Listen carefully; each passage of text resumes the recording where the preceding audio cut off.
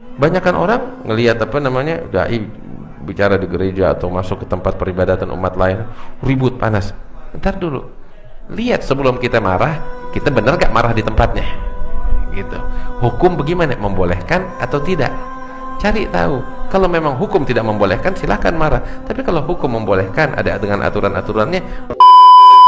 Di saat aku menggenggam tasbihku dan kamu menggenggam salibmu, di saat aku beribadah ke Istiqlal, namun engkau ke katedral, di saat bioku tertulis Allah Subhanahu wa Ta'ala dan biomu tertulis Yesus Kristus, di saat aku mengucap Assalamualaikum dan kamu mengucap Salam, di saat aku mengejak Al-Quran dan kamu mengejak Alkitabmu, kita berbeda saat memanggil nama Tuhan.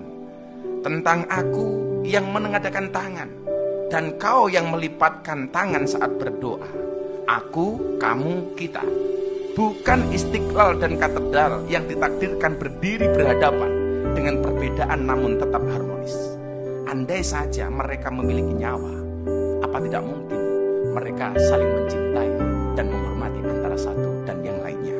Terima kasih. Salam. Assalamualaikum warahmatullahi wabarakatuh. Kalau orang berdakwah ceramah di gereja, Iya. satu. Kedua nih, kita bawaannya panas orangnya, gitu kan. Kalau ngeliat orang kayaknya kalau ngomong kagak bisa, maunya marah-marah mulu gitu.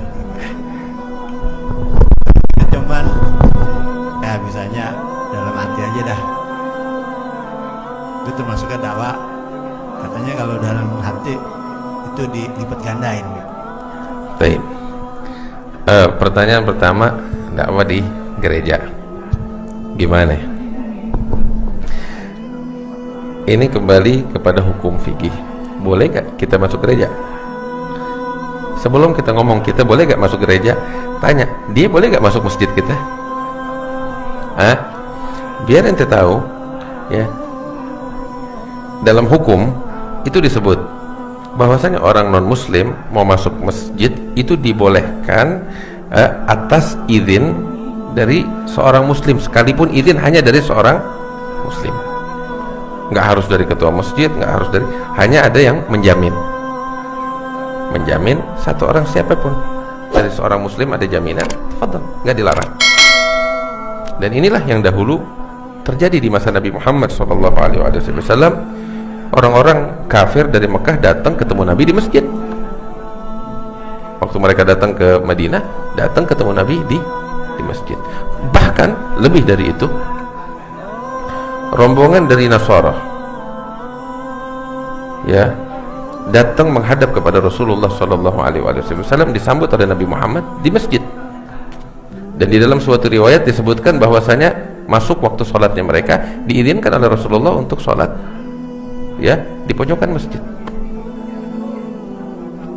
Baik, jelas? Baik. Nah sekarang sebaliknya, kita masuk ke rumah peribadatan mereka, boleh gak? Kalau kita masuk untuk beribadah, ya dilarang.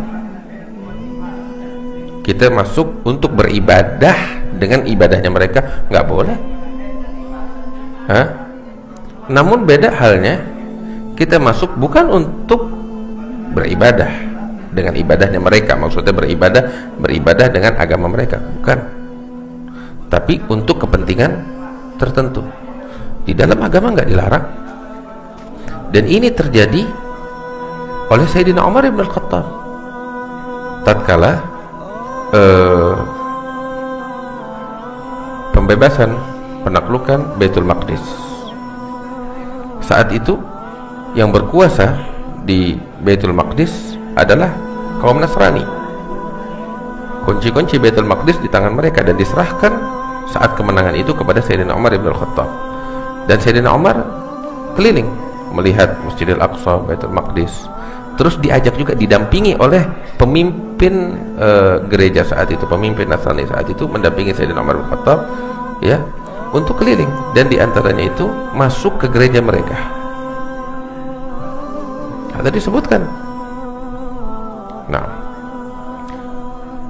dan tatkala Sayyidina Umar lagi di dalam gereja mereka, ya, masuk waktu sholat. Kalau tidak salah waktu sholat asar itu waktu. Maka saat itu digelarkan sejadah, dipersilahkan oleh pihak gereja kepada Sayyidina Umar untuk sholat di dalam gereja. Apa yang terjadi? Sayyidina Umar menolak. Kenapa menolak? Apakah menolak sholat di situ? Enggak, bukan. Beliau menolak bukan karena alasan dilarang di dalam agama sholat di dalam situ, bukan. Tapi beliau menolak, beliau bilang, saya khawatir kalau saya sholat di sini, datang satu masa umat Islam akan merebut gereja kalian karena ini udah menjadi tempat sholatnya saya. Paham? Jadi beliau tidak sholat demi maslahahnya pihak gereja saat itu. Nggak sholat di situ, beliau pindah ke tempat lain, dan tempat itu sekarang jadi tempatnya Sayyidina Umar, dibangun masjid. Tapi gereja itu Sayyidina Umar tidak mau sholat di situ demi kepentingan pihak gereja itu, supaya di satu masa nggak diklaim oleh umat Islam bahwa itu tempat sholatnya Umar hingga digusur tuh gereja. Ingat? Paham? Baik. Dari sini kita udah paham bagaimana ya orang yang mau masuk gereja untuk menyembah selain Allah ya dilarang. Tapi kalau untuk kepentingan yang lain nggak dilarang sama sekali. Baik. Ada sedikit ingin saya sampaikan satu kisah ya. Ini mungkin kalau bicara hukum sama bahasan tadi udah selesai. Ini sedikit agak bukan melenceng sih, ada kaitannya juga. Kisah kakek saya Habib Salim bin Jendan. Habib Salim dakwah di daerah Sulawesi sampai 3-4 tahun dia tetap di sana. Di antaranya masuk ke daerah Bunaken, dia dirikan masjid di situ dan seterusnya. Masuk di daerah Sulawesi pelosoknya. Satu kali dia bikin, artinya masyarakat situ bikin acara besar, minta Habib Salim ceramah. Kebetulan di masjid agungnya, di masjid besarnya.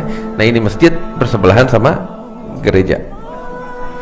Habib bicara di masjid, bicara tentang apa tahu?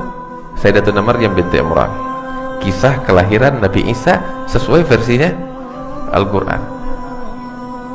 Ya kita tahu kisahnya sangat indah sekali. Ya, kita tahu sangat indah sekali kisah kelahiran Nabi Isa yang diceritakan oleh Allah dalam Al-Quran. Usai acara, Habib keluar dari masjid. Begitu keluar, dihadang sama pihak gereja. Yang sama Habib semuanya udah pasang badan. Habib bilang, tenang, dulu, ada apa nih? Kita lihat dulu ada apa. Samperin sama Habib. Pihak gereja bilang sama Habib, Habib, tadi Habib bicara begini cerita. Iya, kenapa? Habib, kita dari pihak gereja pengen minta Habib bicara hal yang sama di gerejanya kita. Ini orang-orang kita nggak pernah dengar kisah kelahiran Maryam binti Imran, kelahirannya Isa sebagaimana yang Habib sampaikan. Besoknya dibikinin di acara di dalam gereja. Terus hidayat di tangan Allah. Tugas kita nyampaikan. Dia mau masuk Islam, dia nggak mau masuk Islam, itu bukan hak kita. Tapi tugas kita risalah yang benar sampai kepada mereka atas permintaan dari mereka. Apalagi yang mau kita permasalahkan, ya kan? Makanya kita kembali kepada bahasan Syekhul Butik berapa hari yang lalu. Ingat gak di awal permulaan kita bilang syarat dalam berdakwah yang harus dipenuhi. Yang pertama, seorang dai punya Islam sejati. Sebab kita punya kaidah faqidu syai' la yu'tih. Bagaimana seorang yang nggak punya Islam sejati terus dia mau ngasih? Bagaimana? Itu satu.